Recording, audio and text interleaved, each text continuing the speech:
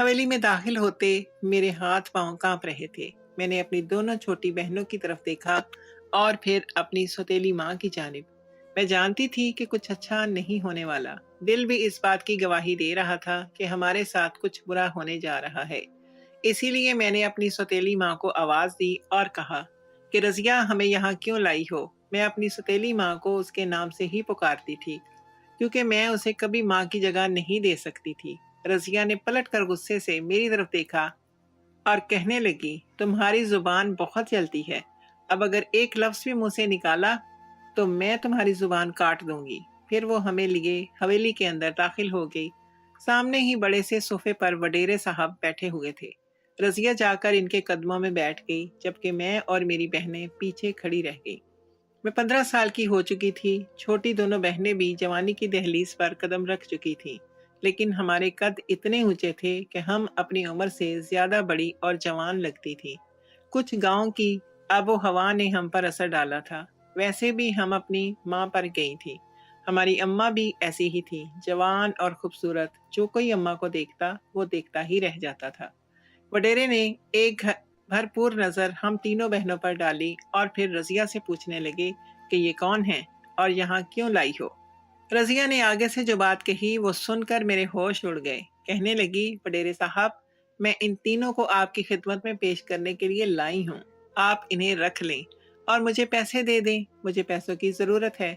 रजिया ने हमसे जान छुड़ाने की और पैसे हासिल करने के लिए इंतहाई घटिया हरकत की थी।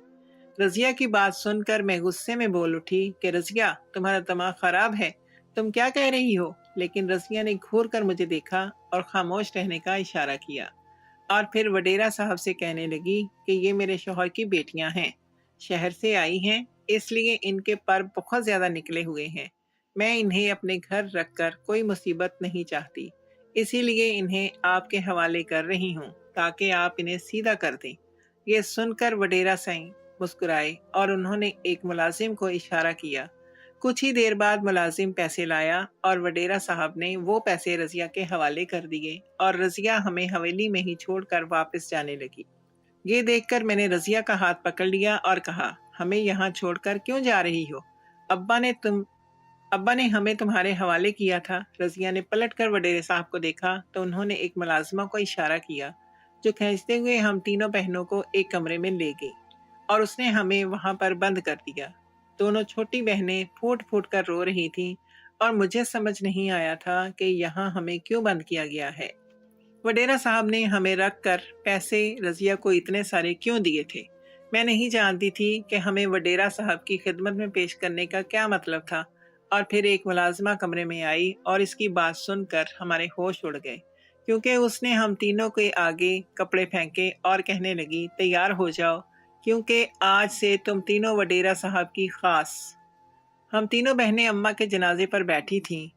मैं तीनों में बड़ी थी, इसलिए छोटी दोनों बहनों को मैंने अपने बाजुओं में समेट लिया।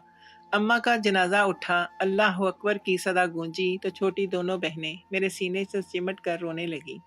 रो तो मैं भी रही थी, लेकिन अचानक ही अम्मा की मौत के बाद मैं अपनी उम्र से बड़ी हो गई थी। जिम्मेदारियों का बोझ आ गया था। दो छोटी बहनों की जिम्मेदारी, घर की जिम्मेदारी और अब्बा को देखना। अम्मा की मैयत में आने वाले सभी लोग मुझे यही तो कह रहे थे कि अब तुम्हें ही अपनी छोटी बहनों को संभालना है, इसलिए तुम हिम्मत करो। और मैंने अपने आप में हिम्मत पैदा कर ली थी। अम्मा का जनाजा उठ गया, घर वीरान हो गया। अब्बा तदफीन करके वापस लौटे तो खामोशी से अपने कमरे में बंद हो गए। और फिर दूसरे दिन अब्बा ने एक ऐसी खबर सुनाई जिसे सुनकर हम हैरान रह गए। अब्बा कहने लगे, सामान बांध लो, अब हम ये घर छोड़ रहे हैं। अब्बा की बात सुनकर मैंने हैरत से पूछा कि अब हम कहाँ जाएंगे। अब्बा कहने लगे, हम तुम्हारे दादा के गांव जा रहे हैं। अब मैं इस शहर में नहीं रहना चाहता। हम शहर छोड़कर गांव नहीं जाना चाहते थे। हमारा स्कूल यही था। दोस्त, रिश्तेदार, गांव में तो अब कोई रिश्ता बाकी ही नहीं बचा था। लेकिन अब्बा ने अचानक ही गांव जाने की बात छेड़ दी थी। मैं सिर्फ 14 साल की थी, इसीलिए अब्बा के आगे मेरी कहाँ चल सकती थी। अब्बा ने जबरदस्ती हम तीनों बहनों का सामान पैक करवाया और शहर के घर को ताला लगाकर गांव के लिए निकल पड़े। लेकिन गांव पहुंचने के बाद हमें पता चला कि गांव में अब्बा क्यों आए थे, क्योंकि यहाँ तो अब्बा की पुरानी मोहब्बत थी। अब्बा की माशूका रज़िया, जो बेवा हो चुकी थी और अब अकेली रहती थी। अब्बा को उसके एक एक पल की खबर थी। अब्बा ने अम्मा के तीजे का भी इंतज़ार ना किया और गांव पहुंचते ही रज़िया के साथ ताल्लुकात बढ़ा लिए थे, और इस बात की खबर भी सबसे पहले मुझे ही हुई थी। गांव में हम अपने दादा के घर पहुंचे थे।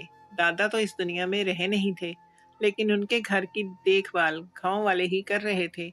हम वहां गए तो वो घर हमें मिल गया। मुझे और मेरी बहनों को तो समझ ही नहीं आया था कि हम यहाँ क्या करने आए हैं। हमारी जिंदगी तो पूरी शहर में गुजरी थी, लेकिन अब्बा से सवाल कौन करता। अब्बा और अम्मा का ताल्लुक हमेशा से इतना कशीदा था कि इसकी वजह से हम तीनों बहनों ने सारी जिंदगी तनाव में गुजारी थी। अब्बा को अम्मा से हर बात पर शिकवा था, हर बात पर झगड़ा हुआ करता था। अम्मा का कसूर ये था कि अम्मा ने तीन तीन बेटियों को जन्म दिया था और अब्बा को बेटी नहीं चाहिए थी। अब भी हम गांव आए तो अब्बा ने सबसे पहले हमें यही जताया कि अब गांव वाले इन्हें ताने देंगे कि वो तीन बेटियों के बाप हैं। ये सुनकर मुझसे बर्दाश्त ना हुआ। मैं बड़ी बहन थी, छोटी बहनों की जिम्मेदारी मैंने अपने कांधों पर ली थी, इसलिए अब्बा की ये बात सुनकर मुझे बहुत बुरा लगा और ना चाहते हुए भी मैं बोल पड़ी कि अब्बा, हम गांव आए ही क्यों हैं? हमारी तो पढ़ाई भी शहर में है, वापस चलते हैं। अब्बा ने गुस्से से मेरी तरफ देखा और कहने लगे, तुम तीनों ऊंट जैसा कद निकाल कर जवान हो रही हो। शहर में मैं कहाँ तुम्हारी देखभाल करता फिरूंगा, यहाँ गांव में तुम लोग महफूज रहोगी। मैं तुम्हारे लिए जल्द ही माँ का इंतजाम कर दूंगा। सर पर कोई बड़ी औरत होगी तो तुम तीनों अपनी हद में रहोगी। अब्बा की बात सुनकर मैंने हैरत से अब्बा की जानिब देखा। अब माँ का इंतजाम करने को ऐसे कह रहे हैं जैसे माँ कोई सामान हो। इस वक्त मुझे अब्बा और रज़िया के बारे में इल्म नहीं था, लेकिन फिर दूसरे ही दिन जब मैं गांव के कुएं से पानी भरने के लिए अपने घर से निकली तो गांव की कुछ औरतों की सरगोशियों से मुझे इस किस्से का इल्म हो गया।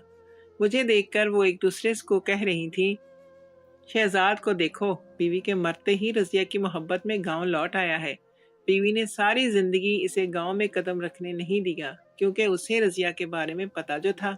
लेकिन अब शहजाद पूरी तरह से आज़ाद हो गया है। देखना अब कैसे रज़िया पर पुर्जे निकालेगी। माजी के किस्से फिर से शुरू हो जाएंगे। ये कहकर वो औरतें जोर जोर से हंस रही थी, जबकि इनकी बात सुनकर मेरे कदमों तले से जमीन निकल गई थी। मुझे याद आया था कि अब्बा जब भी कभी गांव का जिक्र छेड़ते तो अम्मा के चेहरे का रंग बदल जाता था। ना वो खुद कभी गांव आने को राजी हुई थी, ना ही उन्होंने अब्बा को आने दिया था। हालांकि वो खुद भी इसी गांव से ताल्लुक रखती थी, लेकिन इसके बावजूद भी अम्मा को गांव का जिक्र तक गवारा नहीं था। शुरू में तो मैं यही समझती थी कि शायद अम्मा के खानदान में अब कोई बाकी नहीं बचा, इसीलिए वो गांव नहीं आना चाहती, या फिर इन्हें शहरी जिंदगी ज्यादा आसान लगती है। लेकिन आज मुझे अंदाजा हो रहा था कि मामला कुछ और ही था। यहाँ अब्बा की साबका महबूबा थी, जिससे अब्बा की शादी ना हो सकी थी, और इसीलिए अम्मा गांव के नाम से भी कतराती थी। और वही हुआ था जिसका अम्मा को डर था। गांव आते ही अब्बा और रज़िया फिर से चोरी चुपके मुलाकात करने लगे। गांव आते ही अब्बा और रज़िया फिर से चोरी चुपके मुलाकातें करने लगे थे। मैं कुएं पर पानी भरकर वापस लौट रही थी जब मैंने दूर पीपल के दरख्त के नीचे अब्बा और रज़िया को बात करते देखा था। मैं रज़िया को पहचानती थी, क्योंकि जब हम गांव आए तो सबसे पहले वही ताज़ियत करने को आई थी। उसे अब्बा के साथ देखकर मेरे दिल में आग जल उठी थी। मैंने सोचा था कि मैं अब्बा से साफ साफ कह दूंगी कि हमें शहर वापस जाना है, अपनी माँ की जगह किसी और को नहीं देख सकती थी। लेकिन मुझे अंदाजा नहीं था कि मेरे अब्बा रज़िया की मोहब्बत में किस कदर दीवाने हैं।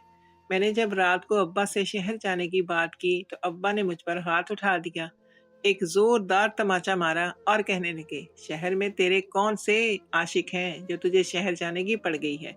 यहीं सुकून से गुजारा कर। और फिर अब्बा ने ऐसी खबर सुनाई कि मेरी जान ही निकल गई। वो कहने लगे कि मैं कल ही रज़िया से निकाह कर रहा हूँ, फिर वो इस घर में रहेगी और तुम तीनों की देखभाल करेगी। आइंदा शहर का नाम ना लेना। अब्बा ये कहकर घर से निकल गए थे और मैं बस हक्का बक्का इनको जाता हुआ देखती रह गई थी। अम्मा के इंतकाल को ये 5वां दिन था। हमारा गम ताज़ा था बिल्कुल। अम्मा को भूल जाना मुमकिन भी नहीं था। वो अचानक ही हमारे दरमियान से गई थी और अब्बा 5वें ही दिन दूसरी शादी का जिक्र कर रहे थे। किसी गैर औरत को हमारी माँ बनाना चाहते थे। ابا نے تو ہمارے جذبات کو سمجھنا بھی نہیں چاہا تھا۔ ان کے تو اپنے جذبات ابال مار رہے تھے۔ ساری رات میں سسکتے ہوئے گزار چکی۔ چھوٹی دونوں بہنیں بھی بہت پریشان تھیں، اور پھر اگلے دن وہی ہوا جو ابا نے کہا تھا۔ عصر کے بعد ابا رضیہ کا ہاتھ پکڑ کر گھر لے آئے تھے اور بتایا تھا کہ انہوں نے سادگی سے نکاح کر لیا ہے۔ گاؤں میں بھی یہ خبر پوری طرح سے پھیل گئی تھی کہ شہزاد اور رضیہ کی محبت ایک ہو گئی ہے۔ کوئی مبارکباد دینے آ رہا تھا تو کوئی اس نئے رشتے سے مزے اٹھانے۔ بس میں اور میری چھوٹی بہنیں تھیں جو گم سم سی ایک کونے میں بیٹھی ہوئی تھی، کیونکہ اب رضیہ ہماری ماں بن چکی تھی اور ہم اس کے رحم و کرم پر تھے۔ ابا تو رضیہ کے اشاروں پر ناچ رہے تھے اور رضیہ انہیں پوری طرح سے نچا رہی تھی۔ 2-4 دن گزرتے ہی رضیہ نے ہمیں گھر کی ملازمہ بنا لیا۔ خود کسی ماہرانی کی طرح بیٹھی رہتی اور ہم تینوں بہنوں سے خوب کام کرواتی۔ تعلیم تو ہماری ادھوری ہی رہ گئی تھی۔ اب زندگی میں سوائے گھر کے کاموں کے اور کچھ نہ بچا تھا۔ کبھی کبھی تو مجھے اپنی چھوٹی بہنوں پر بڑا رحم آتا۔ رضیہ ان سے اتنا کام کرواتی کہ وہ تھک کر نڈھال ہو جاتی۔ میں بھی بھاگ کر ان کے حصے کے بھی کام کر دیا کرتی تھی، لیکن ایک وقت آنے پر میری بھی ہمت جواب دے جاتی۔ کنویں سے پانی بھرنا، لکڑیاں جمع کر کے لانا، کھانا بنانا، نہر پر جا کر کپڑے دھونا۔ گاؤں میں کسی قسم کی کوئی سہولت نہیں تھی، اور ہم شہر کی لڑکیوں کو ہر طرح کی سہولت کی عادت تھی۔ اس لیے یہ زندگی ہمارے لیے بہت مشکل تھی، اور ایسے میں ماں کی جگہ رضیہ کو دیکھنا اس سے بھی زیادہ اذیت ناک تھا۔ لیکن ہمیں معلوم ہی نہیں تھا کہ اذیت کا سفر تو ابھی شروع ہوا ہے۔ آگے تو اذیتوں کے پہاڑ ٹوٹنے تھے، کیونکہ رضیہ ایک انتہائی مکار اور بد کردار عورت تھی۔ رضیہ نے ابا سے یہ سوچ کر شادی کی تھی کہ ابا کی شہر میں اچھی نوکری ہے، ابا اسے لے کر اپنے ساتھ شہر جائیں گے، وہ خوب راج کرے گی۔ لیکن جب شادی کے بعد ابا نے اسے بتایا کہ ان کی شہر والی نوکری چھوٹ گئی ہے اور اب وہ واپس شہر نہیں جائیں گے، تو رضیہ کا روپ ہی بدل گیا۔ وہ ابا سے جھگڑا کرنے لگی کہ یہ کیا بات ہوئی، شادی سے پہلے یہ بات کیوں نہ بتائی۔ ابا بولے، مجھے بھی تو یہ بات 2 دن پہلے ہی پتہ چلی ہے۔ میں تو کچھ دنوں کے لیے گاؤں آیا تھا، لیکن پیچھے سے خبر آئی ہے کہ میری نوکری ختم ہو گئی۔ ابا جس کمپنی میں کام کرتے تھے وہاں چھٹی کرنے کی اجازت نہیں تھی، اور رضیہ کی محبت میں ابا کو گاؤں آنے کی اتنی جلدی پڑی تھی کہ بنا اپنی کمپنی میں بتانے ابا نے خوب چھٹیاں کر لی تھیں۔ اس لیے ان کے پیچھے سے انہیں ٹرمینیٹ کر دیا گیا تھا۔ رضیہ کہنے لگی کہ اب کیا ہوگا، تو ابا بولے، فکر نہ کرو، میں گاؤں میں کوئی نہ کوئی کام دیکھ لوں گا۔ ایک زمین کا چھوٹا سا ٹکڑا تھا جو دادا نے ابا کے نام پر کیا تھا، وہ ایسے ہی بیکار پڑا تھا۔ ابا کہنے لگے، میں وہیں کاشتکاری کر لوں گا۔ یہ سن کر رضیہ غصے میں بولی کہ اگر مجھے ایسے ہی کسی شخص سے شادی کرنی ہوتی شہزاد، تو میں تجھ سے شادی کیوں کرتی؟ گاؤں کے کنوارے لڑکوں کی لائن لگی تھی میرے لیے، لیکن میں نے تیرا انتظار کیا، تجھ سے شادی کی، بدلے میں تو مجھے ایک سکون کی زندگی بھی نہیں دے سکتا۔ رضیہ کا مزاج بگڑا ہوا تھا، اور ابا کسی ہارے ہوئے عاشق کی طرح اس کے قدموں میں بیٹھے اسے منا رہے تھے۔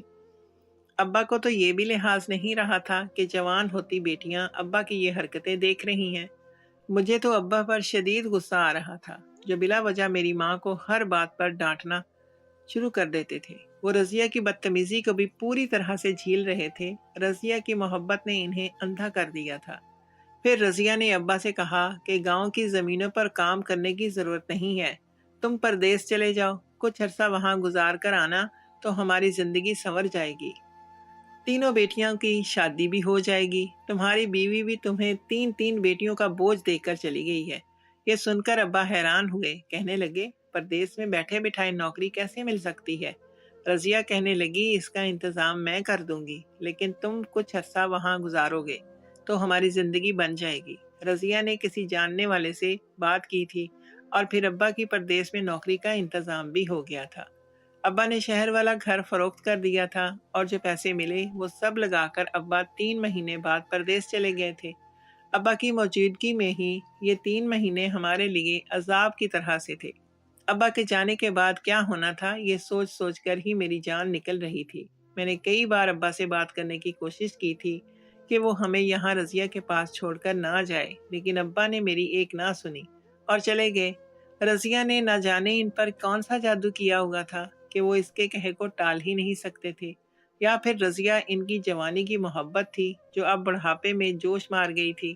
ابا کے جانے کے ہفتے بعد ہی رضیہ کو ہم تینوں بہنوں کا وجود ناقابل برداشت لگنے لگا تھا۔ اٹھتے بیٹھتے وہ ہمیں ہماری ماں کے نام پر طعنے دیتی، ذلیل کرتی، یہ جتاتی کہ اس نے ہمیں اپنے ساتھ رکھ کر بہت بڑا احسان کیا ہے۔ اور پھر ایک شام رضیہ کی کوئی سہیلی ملنے کے لیے آئی تو رضیہ کے کہنے پر میں نے اس کے لیے شربت بنایا، اور جب رضیہ کی سہیلی کو شربت دینے کے لیے گئی تو اس نے سر سے پاؤں تک مجھے دیکھا بڑی غور سے، اور پھر کہنے لگی، یہ لڑکیاں تو جوان ہو رہی ہیں رضیہ، تو نے ان کے بارے میں کیا سوچا ہے؟ رضیہ کہنے لگی، میں کیا سوچوں گی، ان کا باپ تو انہیں میرے سینے پر چھوڑ کر چلا گیا ہے، انہیں دیکھ دیکھ کر میرا خون جلتا ہے۔ رضیہ نے اس بات کے لحاظ بھی نہیں کیا تھا کہ میں سامنے کھڑی ہوں اور وہ میری ماں کے بارے میں بہت کچھ کہہ رہی تھی، اور جب میری برداشت سے باہر ہوا تو میں نے غصے میں کہہ دیا کہ میری ماں کے بارے میں کچھ نہ کہنا، ورنہ مجھ سے برا کوئی نہیں ہوگا۔ ظاہر سی بات تھی کہ میری ماں مر چکی تھی، اس کے حوالے سے کوئی بھی ایسی ویسی بات برداشت کرنا میرے لیے ممکن نہیں تھا، لیکن میری اس بات پر رضیہ کو ایسا غصہ آیا کہ وہ اٹھ کر مجھے مارنا شروع ہو گئی۔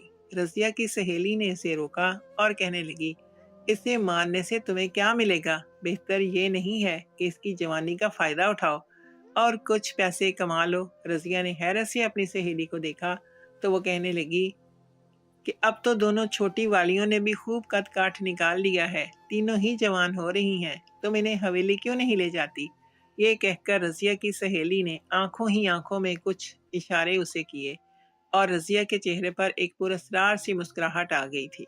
وہ کہنے لگی کہ یہ تو میں نے سوچا ہی نہیں تھا، تو نے بھی کیا خوب مشورہ دیا ہے، میں کل صبح ہی حویلی جاتی ہوں۔ رضیہ کی باتیں میری سمجھ سے باہر تھیں، لیکن میں اتنا ضرور جانتی تھی کہ وہ ہمارے ساتھ کبھی کچھ اچھا نہیں کر سکتی۔ اس سے تو ہم تینوں بہنوں سے اللہ واسطے کا بیر تھا، اس نے تو ابا سے شادی بھی پیسے کے لیے ہی کی تھی، تو پھر وہ ہمارا بھلا کیسے کر سکتی تھی؟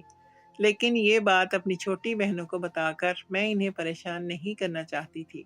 وہ دونوں ویسے ہی اماں کو یاد کر کے بہت آنسو بہاتی تھی، اسی لیے میں نے ان کو تو سلا دیا، لیکن خود ساری رات جاگتی رہی۔ مجھے صبح کا انتظار تھا، اس بات کی بے چینی تھی کہ اب رضیہ نہ جانے ہمارے ساتھ کیا کرنے والی ہے۔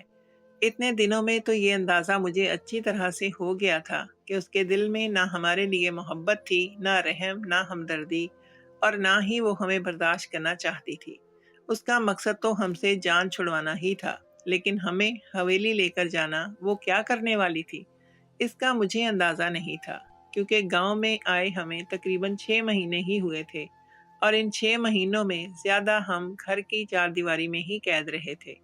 اگلی صبح کا سورج طلوع ہوا تو رضیہ نے جلدی جلدی ہم سے سارے کام کروائے اور پھر ہمیں لے کر حویلی کی طرف چل پڑی۔ چھوٹی بہنیں تو انجان تھیں، اس لیے وہ خاموشی سے چل رہی تھیں، لیکن میں بار بار رضیہ سے سوال کر رہی تھی کہ ہم حویلی کیوں جا رہے ہیں، مگر رضیہ نے سارے راستے میری بات کا جواب نہ دیا، اور جب ہم حویلی کے اندر داخل ہوئے تو میرے ہاتھ پاؤں کانپنے لگے، دل اس بات کی گواہی دینے لگا کہ کچھ برا ہونے جا رہا ہے۔ اسی لیے میں نے رضیہ سے دوبارہ سوال کیا، لیکن وہ غصے میں چیخ اٹھی کہ اب اگر کوئی سوال کیا تو تمہاری زبان ہی کاٹ دوں گی، اگر اپنی اور اپنی بہنوں کی جان پیاری ہے تو منہ بند کر لو، اور مجھے مجبوراً خاموش ہونا پڑا۔ ہم حویلی کے اندر داخل ہوئے تو بڑی بڑی مونچھوں والے وڈیرے صاحب سامنے ہی بیٹھے ہوئے تھے۔ رضیہ ان کے قدموں میں بیٹھ گئی اور کہنے لگی کہ میں ان تینوں کو ہمیشہ کے لیے آپ کی خدمت میں پیش کرنا چاہتی ہوں۔ یہ سن کر وڈیرے صاحب کے چہرے پر بڑی گہری مسکراہٹ آئی تھی، وہ سر سے پاؤں تک ہم تینوں کا جائزہ لے رہے تھے۔ ہم تینوں ہی جوان ہو رہی تھیں اور وڈیرے صاحب کی نظروں میں عجیب سی چبھن تھی۔ پھر رضیہ نے وڈیرے صاحب سے ایک بڑی رقم لی اور ہمیں ان کے حوالے کر کے نکل گئی۔ ایک ملازمہ نے ہمیں کمرے میں بند کر دیا، اور پھر کچھ دیر بعد وہ 3 لباس لے کر آ گئی اور کہنے لگی، انہیں پہن لو، آج سے تم تینوں وڈیرے صاحب کی خاص ملازمہ ہو، رات کو ان کی خدمت میں حاضر ہونا ہوگا۔